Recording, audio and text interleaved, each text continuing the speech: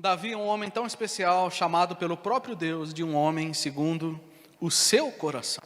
Um homem segundo o coração de Deus. E Davi tinha muitas qualidades, como a gente já viu e já pontuamos algumas vezes. Davi era um ótimo líder político, um ótimo líder militar, um estrategista muito capaz, um guerreiro muito valente. Mas uma das grandes marcas de Davi não é nem a questão. Isso é um rei, um guerreiro, um líder político, mas que tinha essa sede pela presença do Senhor. Então isso chama bastante atenção na vida de Davi. E nós vamos falar um pouquinho sobre isso hoje, sobre a busca da presença de Deus e sobre a importância da celebração na presença de Deus. E como Davi nos ensina sobre isso, com a sua vida, de maneira tão prática e tão exemplar, porque era algo que pulsava no seu coração de maneira tão intensa. Então a gente vai falar um pouquinho sobre esse tema, celebrando a presença de Deus. E o que é que nós vamos aprender? Falando sobre adoração, sobre a presença de Deus, sobre celebração, todos esses temas relacionados. Nós vamos aprender 3 verdades aqui que eu quero que você lembre sempre. Primeiro, a celebração na presença de Deus, ou a busca pela presença de Deus, deve ser prioridade. A busca pela presença de Deus, a celebração na presença de Deus, deve ter a marca da santidade. E também deve ser experimentada com intensidade. Vamos ler juntos? Vamos lá, vamos só ler as 3 frases, tá? Vou falar aqui. A busca pela presença de Deus deve ser prioridade, deve ter a marca da santidade e deve ser experimentada com intensidade. Essa é a história de hoje, que está lá em 2 Samuel capítulo 6 e também em 1 Crônicas, né? A história é repetida. E a história que a gente vai ler hoje, ela aconteceu logo no começo do reinado de Davi. Foi logo nos primeiros meses, talvez, nos primeiros momentos. Assim que Davi conquistou Jerusalém, já aconteceu essa história de hoje. E foi um momento muito intenso, muito marcante e muito dramático também. Até certo ponto, até assustador. E a história que a gente vai ver hoje é a história do retorno da arca da aliança para Jerusalém. O retorno ou o transporte da arca para Jerusalém. E deixa eu explicar para a gente não se perder aqui. O que era a arca? A arca era uma caixa de madeira revestida de ouro com a imagem dos querubins, né? E a arca foi construída na época de Moisés, quando o povo saiu do Egito, e ela ficava no tabernáculo, no lugar mais reservado.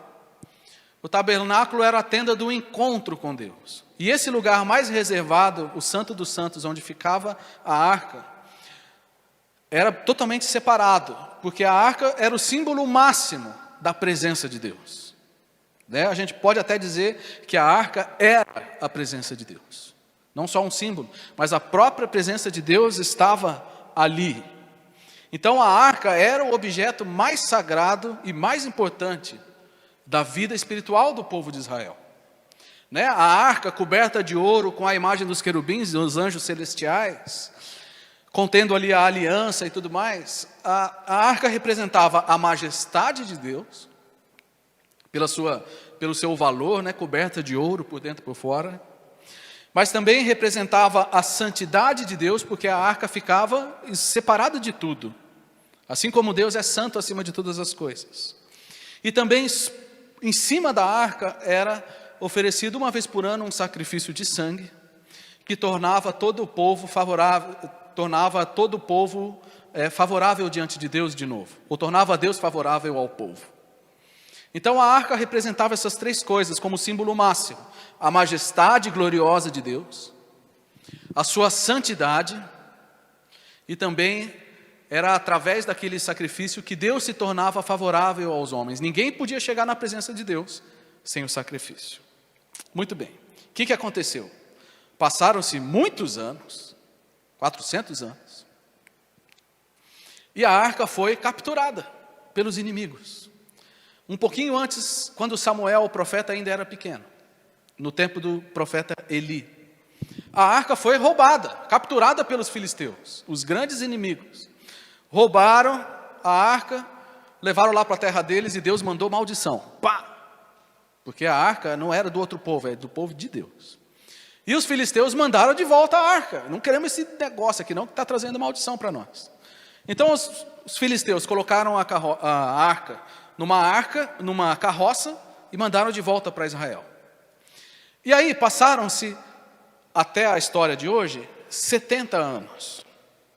A arca foi devolvida e ficou na casa de uma família, na casa de um homem chamado Abinadab. E ficou lá. Saul se tornou rei e a arca ficou lá.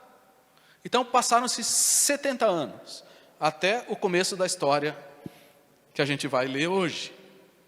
Entenderam? Aquele símbolo tão importante, que representava a presença de Deus, ficou por 70 anos, longe das cerimônias, longe das festas religiosas, como se o povo não tivesse mais a presença de Deus. Aí chega Davi, o novo rei, que amava o Senhor, que valorizava a presença do Senhor. E aí Davi vai agir de maneira diferente. Então aí a gente tem o nosso primeiro ponto, que a busca pela presença de Deus deve ser prioridade. E a arca representa a presença de Deus aqui, no nosso pensamento. Olha só, assim que Davi se tornou rei, no capítulo 5, chegamos no capítulo 6 e lemos assim: Davi reuniu novamente todos os melhores guerreiros de Israel, 30.000 ao todo, e partiu com eles para Baalá de Judá, a fim de buscar a arca de Deus. Precisa de 30.000 soldados para trazer a arca de Deus? Não precisa. Precisa ser os melhores? Não precisa. Mas o que é que a gente entende aqui? Que Davi, bem diferente de Saul. Saul ficou 40 anos como rei e deixou a arca lá, não estava preocupado com isso. Não dava valor para aquilo que era tão importante. Davi não. Logo no começo do seu reinado, ele falou: eu não posso ser rei se a presença de Deus não estiver comigo. Eu não posso ter um reinado abençoado se a presença de Deus não estiver no nosso meio. Então a primeira coisa que ele fez, depois de conquistar Jerusalém, ele mandou trazer a arca. Ele lá foi junto com os soldados buscar. Então era uma prioridade. Vocês se lembram que no deserto, antes de Davi se tornar rei, nas cavernas, quando ele estava fugindo de Saul, ele buscava ao Senhor. Salmos, vários salmos mostram Davi buscando ao Senhor nesse momento de dificuldade. E depois, 20 anos depois, quando Davi se tornou rei, ele continuou buscando a presença de Deus. No deserto ou no palácio, a presença de Deus era prioridade para Davi. Quando ele se tornou rei e conseguiu o que ele queria, ele não se esqueceu de Deus. E é tão interessante ver tanta gente que busca ao Senhor, busca quando está precisando de alguma coisa. Quando está no deserto, quando está na caverna. Depois que está no palácio, deixa a arca para lá, deixa a presença de Deus para lá. Já vi isso acontecer aqui na igreja. E talvez você se lembre de pessoas que não estão mais aqui no nosso meio, mas que estiveram um momento, um tempo, estavam buscando porque estavam precisando.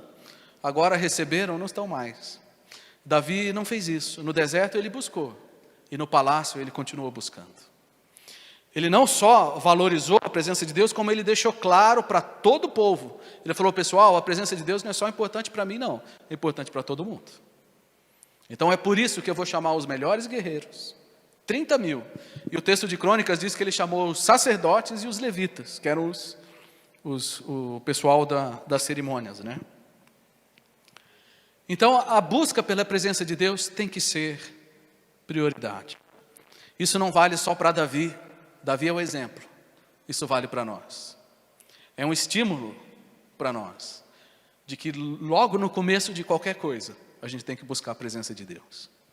Olha aqui, o Salmo 105 diz: busquem o Senhor e a sua força, busquem a sua presença continuamente. É um mandamento. Não façam como Saul, façam como Davi. Busquem a presença de Deus continuamente. O que é que Jesus diz para nós? Busquem em primeiro lugar o reino de Deus. e a sua justiça. Todas essas coisas lhe serão dadas. Tem especialmente o Salmo 119, escrito por Davi. Tem alguns textos que ele diz assim: Senhor, de manhã eu te busco. Em outro texto ele diz: Senhor, ao meio-dia eu te busco. Em outros textos ele diz: Senhor, à meia-noite eu te busco. Em outros textos ele diz: nas vigílias da madrugada eu te busco. Davi buscava sempre ao Senhor, continuamente, em primeiro lugar. Conquistou Jerusalém, se tornou rei. Qual é a primeira coisa? Presença de Deus. Para você a presença de Deus é a prioridade? Dá para ver isso de alguma forma visível? Porque no caso de Davi deu para ver, porque ele saiu com 30.000 soldados, dava para ver. Deixa eu te dizer, a forma como você vai começar o seu dia amanhã e a sua semana vai dizer se a presença de Deus é prioridade ou não. Não sou eu que tenho que dizer. A sua própria agenda, a sua própria rotina vai dizer para você se você está buscando a presença de Deus prioritariamente ou não. Se você só se lembrar do Senhor lá pelo final do dia ou pelo meio da semana, está dada a resposta. Mas eu espero que a gente seja como Davi, que busque a presença do Senhor como prioridade. Prioridade. Muito bem. Então agora o grupo está pronto. Davi reuniu o povo e eles foram lá buscar a arca. Vamos ver o que aconteceu. Calma aí. Muito bem. Vamos ler a história. Davi reuniu novamente os melhores guerreiros de Israel, 30.000 ao todo. Partiu com eles para Baalá de Judá, a fim de buscar a arca de Deus. Olha só. Puseram a arca de Deus num carro novo e levaram da casa de Abinadab, ficou lá 70 anos, que ficavam no monte.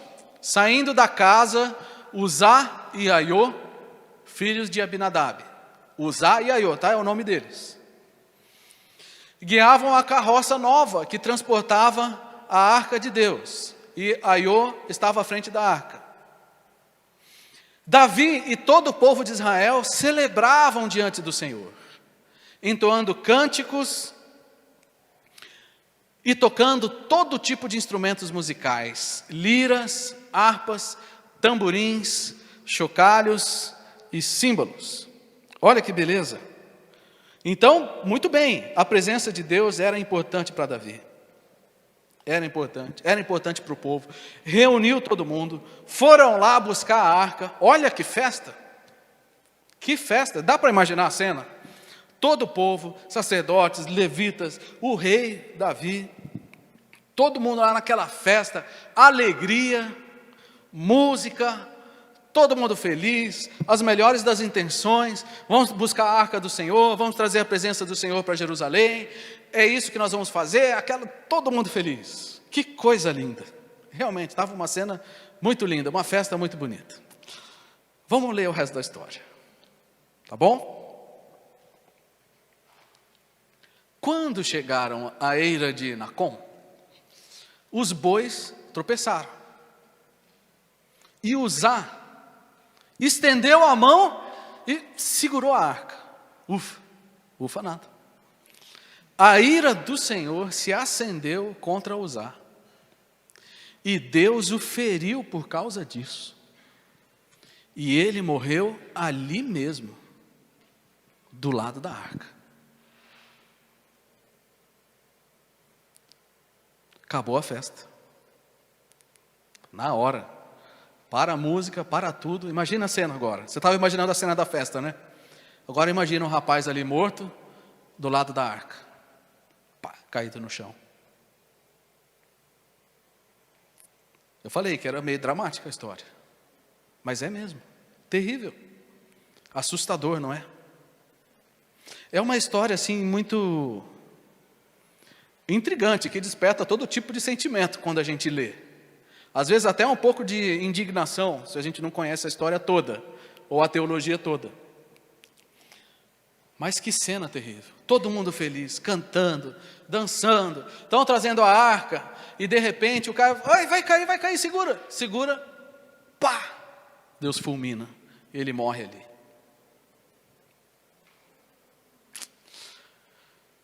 Agora nós vamos para a segunda lição, pensando nessa cena.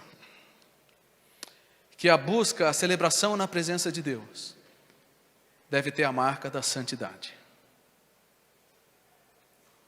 Muito bem. As lições que a gente vai ver agora nesse pedaço, elas são um pouco duras, tá? Muito sérias.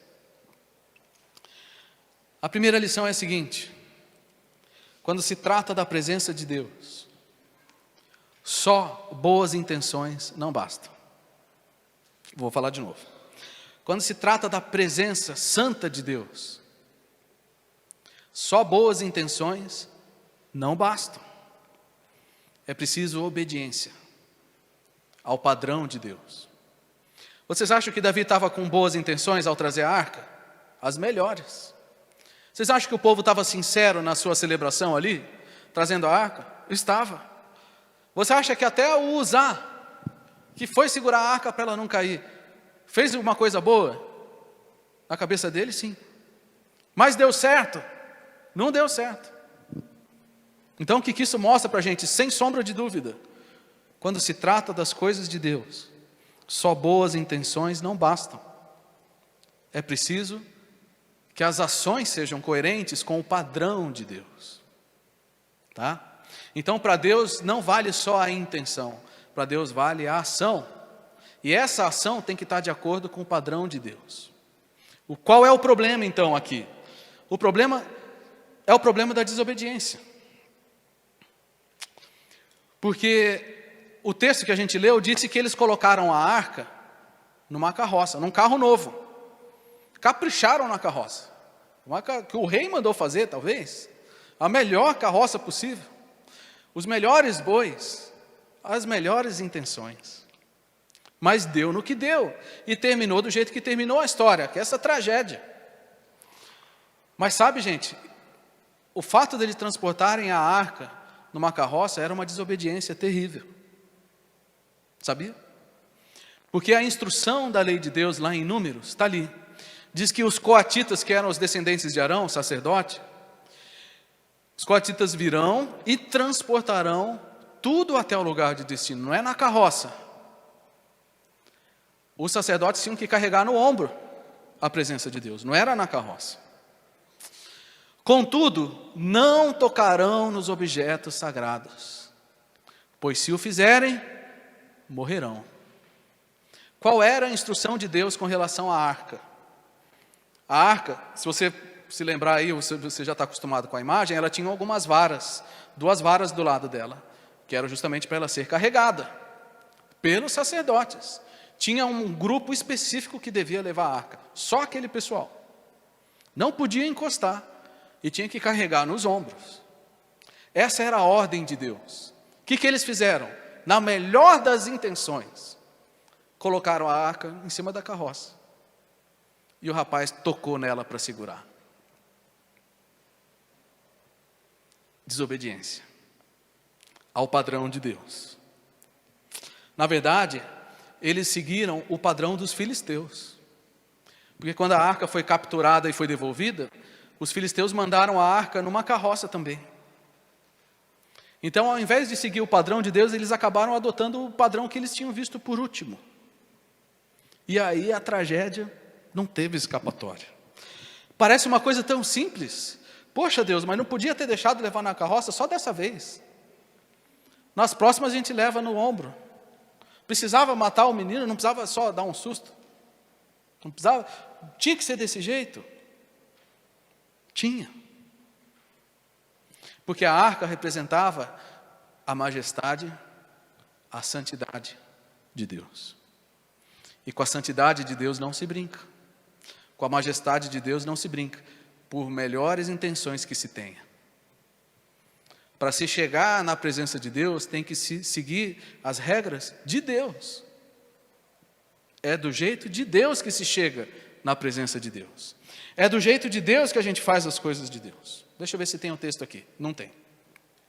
Mas Provérbios 21 diz que, o próprio Deus diz, que é melhor obedecer do que oferecer o sacrifício. Oséias também repete isso. Então Deus não estava preocupado com aquela festa. Ele estava preocupado se eles iam obedecer. Deus não estava impressionado com a beleza da festa, com a animação do pessoal. Deus estava completamente irado por causa da desobediência. É um texto forte, gente. É um texto fortíssimo da palavra de Deus. A atitude de usar, o rapaz que colocou a mão na arca, também, por melhor que tenha sido a intenção, na verdade foi uma falta de temor muito grande. E o texto original diz que Deus o fulminou por causa da sua irreverência. Irreverência. Então, na verdade, foi mais irreverência do que talvez boa intenção. Né? Ele fez o que não podia ter feito. Mesmo que a arca fosse cair, ele não podia ter colocado. Agora, olha só que interessante. Por que a arca balançou e quase caiu? Porque ela estava na carroça. A carroça estava errada, não podia ter colocado na carroça. Se tivesse levado a arca do jeito certo, não ia tropeçar, não ia cair, não ia precisar ninguém colocar a mão. A arca andou pelo deserto 40 anos com o povo, nunca caiu. Mas foi quando o povo começou a desobedecer e começou a fazer as coisas de um jeito diferente, que as coisas desandaram. Então tem uma sequência aí. Eles se enganaram, não obedeceram à lei, colocaram na carroça, não carregou do jeito certo, o negócio balançou, o menino colocou a mão e morreu. Muito bem. Isso foi considerado como uma irreverência. Talvez algumas traduções suas aí estejam traduzidas assim. Eu me lembro, quase 20 anos atrás, de uma mensagem do pastor Ricardo Agreste, que ele falou sobre isso, sobre esse texto. E ele falou assim, o que será que estava na cabeça de Uzá? Para ele ter colocado a mão assim para segurar a arca sem nenhum problema. Ele sabia que só o sacerdote podia chegar perto da arca, quanto mais colocar a mão, não podia colocar a mão. Mas pensa o seguinte, citando aqui o pastor Ricardo Agreste.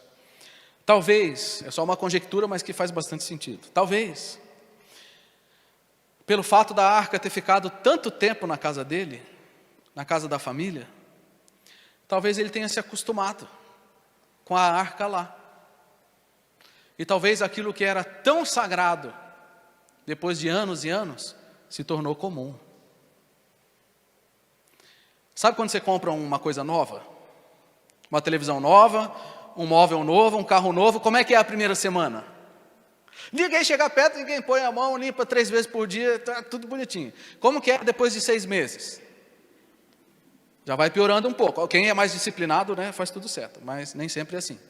E depois de 1 ano, 2 anos, a TV já está cheia de marca, o carro tem 30 pacotes de bolacha embaixo do banco, já está aquela bagunça. Porque aquilo que era tão sagrado se tornou comum.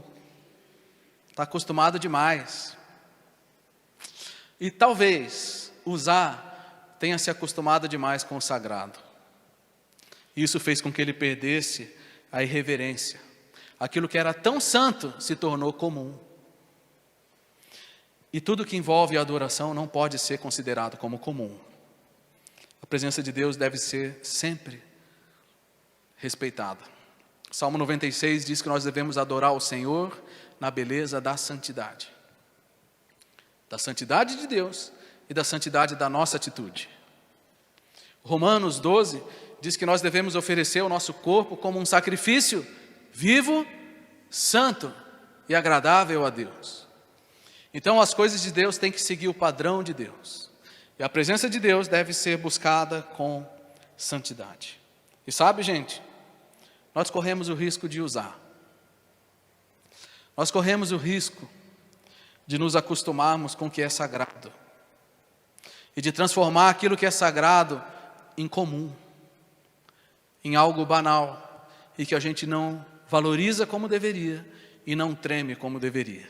E não respeita como deveria. Quando eu era criança, não podia entrar no escritório do meu pai muito não. E não sei como ele descobria quando a gente entrava. E talvez você se lembre de alguma coisa assim que você também não podia fazer. E a gente olhava assim, não podia ficar entrando muito fazer bagunça lá. Tinha que ter uma certa reverência. Depois que a gente foi crescendo, aquilo ficou mais comum. Né? Mas quando se trata da presença de Deus, isso não pode ser assim. Sempre tem que ser tratado com santidade, com reverência e com temor. Sabe por quê? Porque senão o culto e a atitude se torna inaceitável diante de Deus. Deixa eu segurar isso aqui. Culto inaceitável. A festa estava bonita? Estava. Estava animada? Estava. A banda estava tocando certo? Estava. E Deus estava aceitando? Não. O povo tinha boa intenção? Tinha. Eles queriam levar a presença de Deus para onde eles estavam? Sim. E Deus estava aceitando? Não. Nós corremos esse risco? Sim ou não?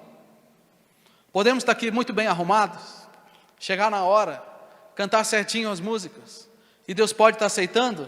Pode. Deus pode não aceitar? Também pode não aceitar nada do que a gente está fazendo. Se a gente não estiver adorando o Senhor na beleza da santidade, de acordo com os padrões dEle, o nosso culto se torna inaceitável. Então não é brincadeira mesmo, né? A presença de Deus não é brincadeira. Teve outros casos na Bíblia. Talvez você se lembre de Nadab e Abiú, 2 filhos de Arão, sacerdote. Eles tinham que oferecer o incenso na presença de Deus. E eles resolveram fazer o incenso do jeito deles, não do jeito de Deus. Sabe o que aconteceu? A hora que eles entraram no tabernáculo, Deus matou os 2. Não tem que ser do jeito que a gente quer, do jeito de Deus. E na igreja, vocês se lembram de Ananias e Safira?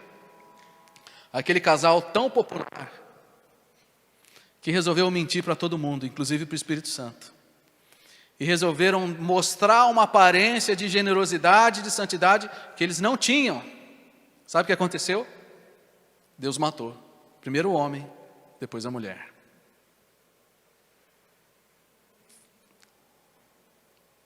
Que perigo, né? Você já se arrependeu de ter vindo no culto. É sério isso aqui. Quando eu leio essa história, eu fico apavorado. Falo assim, Senhor, não me mata não. Você tem que orar que nem eu, sabia? Ou vamos orar para Deus castigar quem merece? Quem tem coragem? Senhor, semana que vem no culto, faz igual o Senhor fez com Uzá. Começando de preferência do lado de lá, para a gente poder correr para o lado de cá. Não estou dando direto para ninguém desse lado. Pode ser desse lado também. Pode ser no meio, pronto, matei todo mundo. É sério o negócio, gente. A presença de Deus não foi brincadeira. Terminou mal a festa. E sabe que, infelizmente, hoje acontece no meio do povo de Deus tantos cultos inaceitáveis. Tanto na atitude pessoal, na postura pessoal de irreverência, quanto na postura coletiva. Por exemplo, existe no meio do povo de Deus testemunhos falsos. Gente que inventa história para ficar bem na fita. Eu já vi uma história de uma pessoa que foi contratada para dar testemunho. Era aluno de teatro e foi contratado para dar testemunho daquilo que Deus estava fazendo na vida dele. Tudo mentira. Teve um outro cantor também, muito famoso, que eu gosto muito, que depois ele se retratou, que confessou que durante anos ele inventava as histórias, pegava a história de outra pessoa e contava como se fosse dele. Existe no meio do povo de Deus misticismo, misturado com a presença de Deus. Água santa, toalha santa, óleo santo, chapéu santo, tudo santo. Isso não é de Deus, isso é misticismo. Isso é simpatia, isso é enganação. Enganação. Acontece no meio do povo de Deus hipocrisia. Pessoas que estão pregando e condenando outros por pecados que eles mesmos condenam, praticam. Existe imoralidade no meio do povo de Deus. E o pior, o que está mais fácil de perceber hoje em dia, o culto é voltado para o homem e não para Deus. Se Deus estiver presente ou não, não vai fazer a menor diferença, porque o culto é para os homens. As músicas e as palavras são sempre para os homens. Você é um vencedor, você vai ter a sua bênção, você vai ter a sua vitória, você vai conquistar o que você quer, você vai vencer os seus inimigos. E Deus fala, ei, pessoal, o culto é para vocês? Vou embora. E é tudo só para os homens. A pregação, ao invés de ler a Bíblia, explicar a Bíblia, fala só pensamentos de bons comportamentos e de boas práticas, de crescimento pessoal, que não tem nada a ver com, às vezes, os padrões de Deus. Sabe como se chama isso? Se chama culto inaceitável. A festa pode estar linda, o salão pode estar lindo, o povo pode estar animado, e Deus pode estar doido para fulminar. Quem está assim? Se não estiver dentro do padrão de Deus. Sabia que a gente corre esse risco sempre. Eu corro esse risco cada vez que eu subo aqui para pregar. E você também. Porque a presença de Deus que fulminou Uzá é a mesma que está aqui no nosso meio. Então esse é um texto muito sério para nós. Os cultos inaceitáveis são uma realidade. Pois o nosso Deus é fogo consumidor. Terrível coisa é cair nas mãos do Deus vivo. Será que a família de Uzá tem alguma dúvida disso? De que o nosso Deus é fogo consumidor. Então, meus irmãos, que o Senhor, hoje, na nossa igreja, nos encha de temor e de reverência com a presença santa do Senhor. Não só aqui, mas na nossa vida particular também. Se tem alguém aqui hoje que está vivendo em desacordo com os padrões de Deus, que está usando a carroça ao invés de usar a arca do jeito certo, que sabe que está vivendo errado e não quer mudar, o alerta de usar serve para você. Não estou falando só com quem peca e chora e se arrepende e luta, esse Deus recebe. Mas com alguém que está vivendo fora do padrão de Deus e continua assim, cuidado, porque o nosso Deus é fogo consumidor. Muito bem, a festa parou na hora, pá, caiu ali o corpo, do lado da arca. E Davi, vamos ler o que aconteceu. Davi teve medo do Senhor e perguntou, o que eu vou fazer agora? Como poderei levar a arca do Senhor? Então resolveu não transferir mais a arca do Senhor para a cidade de Davi. Em vez disso, levou-a para a casa de Obed-edom, na cidade de Gate. A arca do Senhor ficou na casa de Obed-edom, em Gate, por 3 meses. E o Senhor abençoou Obed-edom e toda a sua família. Olha só que interessante. O rapaz morreu por causa da arca. E ao mesmo tempo Deus abençoou outra família por causa da arca. O problema não é a presença de Deus. O problema é a forma como a gente chega a ela. Então aquela primeira tentativa deu errado. Cancela, pausa tudo, vamos embora. Davi falou, vou ter que pensar no que fazer, porque o negócio é sério. Deixa aí na casa de Obed-edom, que era um levita, deixa lá, até a gente resolver o que a gente vai fazer. 3 meses depois, vem a segunda tentativa. E aí é a nossa última lição. Que a lição é a seguinte, a presença de Deus deve ser experimentada com intensidade. A presença de Deus deve ser prioridade, deve ter a marca da santidade e deve ser experimentada com intensidade. Vamos ler agora a segunda tentativa. É bem parecida com a primeira. Disseram ao rei Davi, o Senhor tem abençoado a família de Obed-edom e tudo que ele possui por causa da arca. Então Davi foi até lá, com grande festa, e levou a arca de Deus da casa de Obed-edom para a cidade de Davi. Bem parecido. Quando os homens que carregavam a arca do Senhor... agora mudou a história, né? Agora mudou, não é mais a carroça. Não é mais do jeito dos homens, agora é do jeito de Deus. Quando os homens que carregavam a arca do Senhor davam 6 passos, Davi sacrificava um boi e um novilho gordo. Davi usava um colete sacerdotal de linho e dançava diante do Senhor com todas as suas forças. Assim, Davi e todo o povo de Israel levaram a arca do Senhor com gritos de alegria e ao som de trombetas. E dessa vez, ninguém morreu, deu tudo certo. Então a festa teve começo, meio e fim. Legal, é bem parecido com a primeira história. Tirando o fato que dessa vez eles obedeceram o padrão de Deus. E Deus falou, agora sim, agora eu vou junto. Agora ao invés de fulminar, eu vou abençoar. O problema não é a presença de Deus. O problema é a forma como a gente desfruta dela. Então o que a gente vê aqui, uma intensidade incrível. Sacrifícios, muitos sacrifícios. O povo todo celebrando, gritos de alegria, música, era uma festa por excelência. E dessa vez, deu tudo certo. O que me chama a atenção aqui, e talvez você também, seja o versículo 14, quando fala de Davi. Diz que Davi usava um colete sacerdotal e dançava diante do Senhor com todas as suas forças. Interessante, né? Mas Davi era assim, ele buscava a presença do Senhor com todo o seu coração. Ele estava sendo extremamente autêntico aqui. Era assim no deserto, foi assim no palácio e foi assim diante da arca. Claro, a gente pode entender essa dança aqui como um aspecto mais cultural, né? Davi não estava dançando balé, não estava fazendo passinho, nem coreografia, nada disso. Era uma expressão cultural, nada contra balé, claro, nem coreografia. Mas era uma expressão cultural, muito comum. Naquela época em que, na verdade, as pessoas acompanhavam a música, o ritmo da música, com o corpo. Então eles faziam roda e vinham, se juntavam, separavam, como hoje ainda os israelitas fazem. Não era uma dança assim, de exuberância, de uma performance pessoal. Era uma resposta rítmica, uma resposta corporal ao ritmo. Aquilo contagiava e eles iam na onda.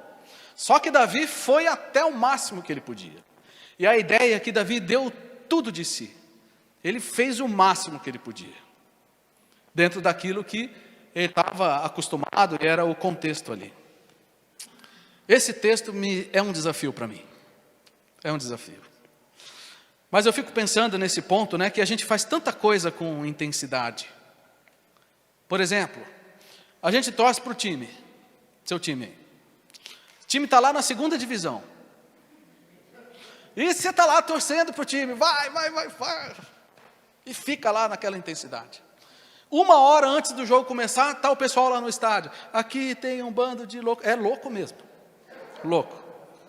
1 hora antes do jogo, grita o jogo inteiro. Depois do jogo, continua gritando, por causa de time de futebol. A gente fica empolgado com uma música. Começa a tocar a música, quem gosta mais aí já fica todo animado. A gente gosta de festa animada, não gosta? Né? Aí na festa fica todo mundo animado, quer curtir o máximo possível. Quando você conquista alguma coisa, você celebra, você festeja, chama os amigos. E quando se trata da celebração a Deus, às vezes a gente é tão sem entusiasmo, que é impressionante. Como às vezes aquilo que deveria ser uma festa na presença de Deus, parece com um velório mesmo, né? E outras coisas então sem graça. Isso está errado. Está errado. Se a gente pode celebrar o nosso time, se a gente pode celebrar as conquistas, as festas em família, celebrar os amigos e tudo mais, muito mais deve ser a presença de Deus. Muito mais deve ser o entusiasmo na presença de Deus. E se você quer uma boa referência, fique com Davi, que dançou com todas as suas forças. Todas as suas forças. A pergunta, claro, não pode ser outra, senão, eu tenho dado o meu melhor para o Senhor. Quando você adora o Senhor do seu jeito, você dá o seu melhor, ou você nem presta atenção no que está acontecendo. Seja na sua devoção pessoal, ou seja aqui no culto. Outra pergunta, aquilo que foi dito sobre Davi, poderia ser dito sobre você? Digamos que alguém fosse escrever sobre o nosso culto e olhasse para alguém e falasse assim, aquele irmão estava adorando ao Senhor com todas as suas forças. Isso pode ser verdade sobre você? Tem sido verdade? Ou parece que às vezes a gente está desligado do que está acontecendo e Deus parece qualquer coisa sem importância? Então, esse exemplo de Davi à frente do povo e celebrando ao Senhor com todas as suas forças é um exemplo que a gente não pode fazer pouco caso. Serve para todos nós. Se Davi era o rei, era o líder, e ele celebrou a presença de Deus, nós devemos fazer isso. Quem sabe não é por isso que Deus falou assim: esse aí é o homem segundo o meu coração. Porque quando se trata da minha presença, ele vai até o fim. Ele dá tudo o que ele pode.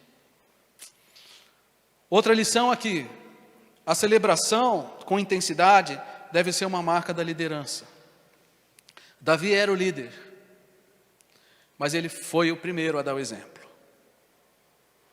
Então vocês que têm qualquer cargo de liderança aqui na igreja e que ministram em qualquer ambiente, você tem que aprender a ser intenso na presença de Deus, para que você inspire outros. Não estou falando só de música e de louvor, estou falando de todos os aspectos. O que mais?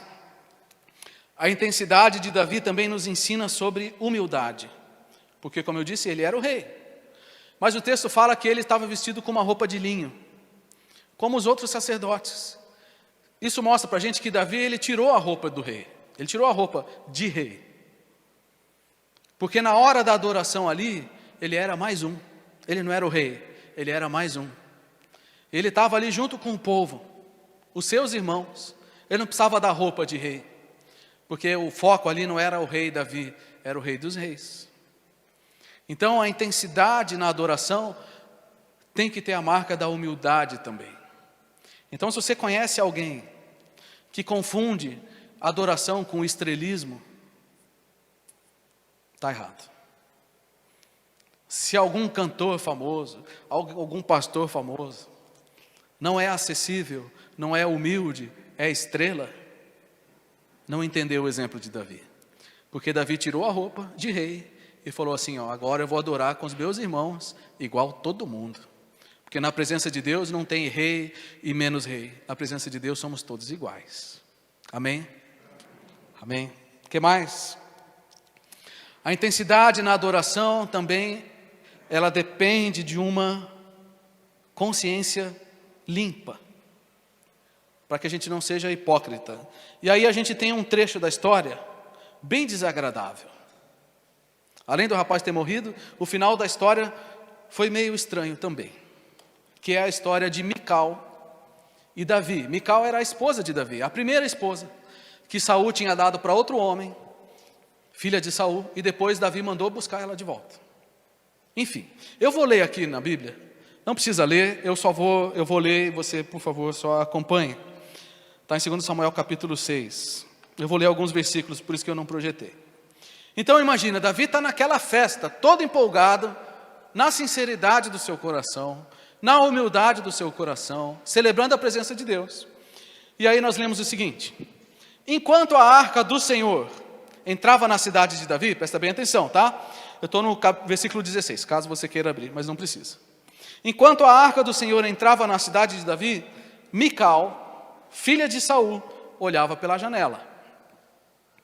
E quando ela viu, era a esposa, quando ela viu o rei Davi saltando e dançando diante do Senhor, ela encheu-se de desprezo por ele. Eita, que chato. Primeiro, ela não estava lá na festa. E segundo, ela estava da janela e falou: eita, Davi, tá? Esse Davi, hein? Me mata de vergonha. Pulando e dançando desse jeito. Vamos continuar. Versículo 20. Quando Davi voltou para casa, a fim de abençoar sua família, Mical, filha de Saul, saiu ao encontro dele e disse: Davi, como o rei de Israel se mostrou digno de honra hoje, hein? Ela estava sendo irônica. Exibindo-se sem qualquer vergonha diante das servas, como um homem vulgar. Esse não foi um balde de água fria. Foi um balde de água gelada, congelando. Vocês entenderam o que aconteceu? Davi estava naquela festa, todo animado. Aí ele chegou em casa para abençoar a sua família e foi recebido por essa bênção aqui.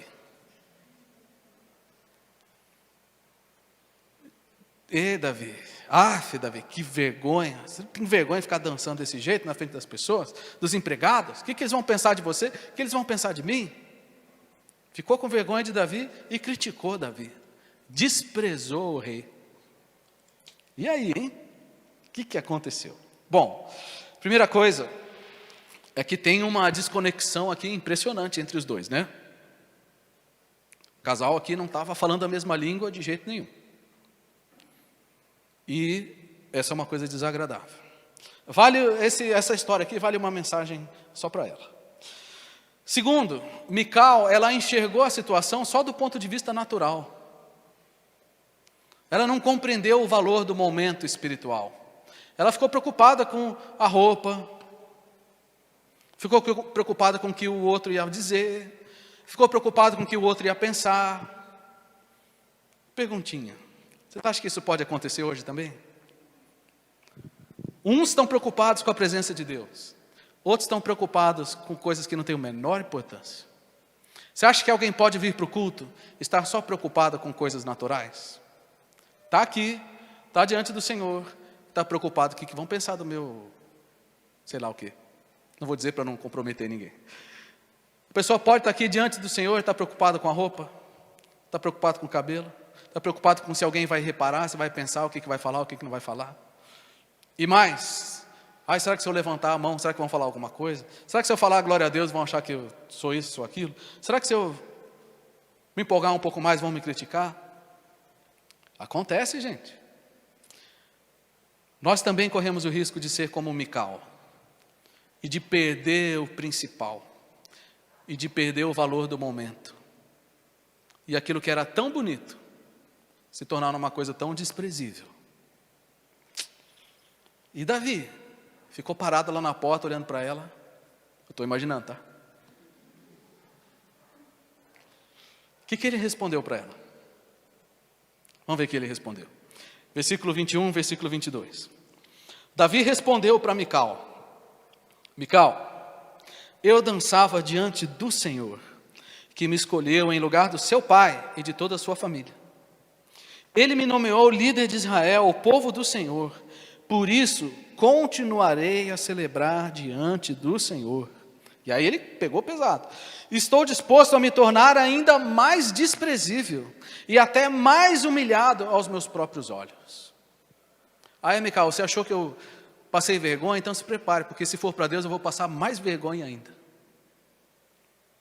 E eu estava dançando para o Senhor. Então o que eu estou querendo dizer aqui nesse último ponto? A celebração na presença do Senhor tem que ser fruto de uma consciência limpa. Porque Davi tinha consciência do que ele estava fazendo. Mical, pode falar o que você quiser. Eu sei que eu estava fazendo para o Senhor. Sua opinião, pouco me importa. Davi não se abalou com as setas aqui de Mical, né? Ficou firme. Eu gostei demais da resposta de Mical. Muito bom. Parabéns, Davi. Reflexão. Já caminhando para o final.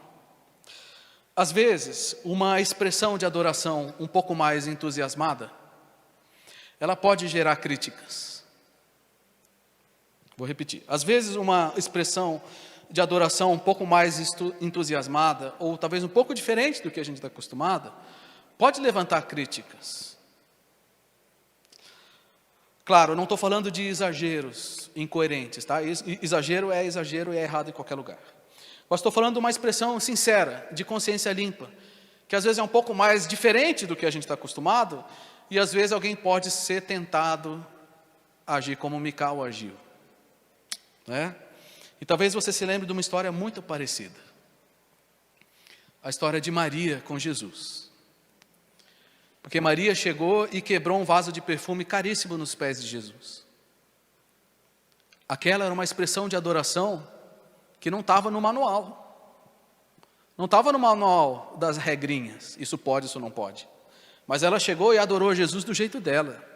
Do jeito diferente. E bem além da conta. Sabe o que aconteceu ali na hora? O pessoal criticou. O que essa mulher está fazendo? Deixa Jesus em paz. Por que precisa quebrar um perfume desse? Dava o dinheiro para os pobres. Vai enxugar o pé de Jesus com o cabelo. Que negócio é esse? Ninguém nunca faz isso na nossa igreja. A gente não faz isso não, moça.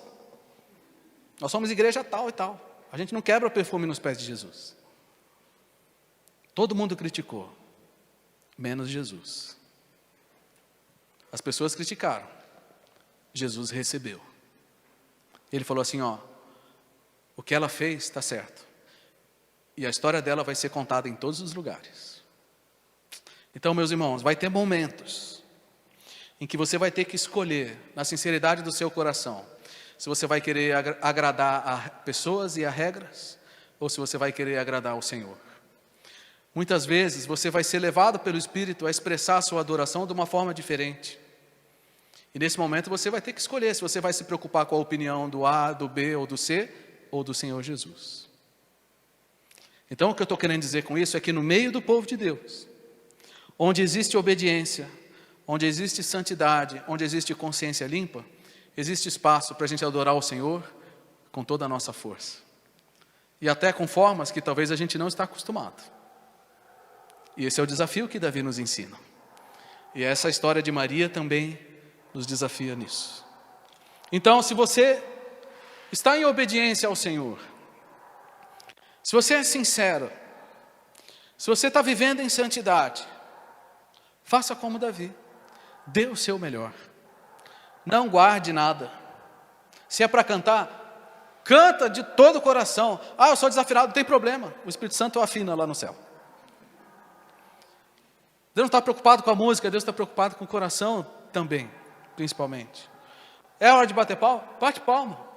É para você quer ajoelhar? Se ajoelha, meu irmão. Quer dar glória a Deus? Dá o glória a Deus, mas dá direito.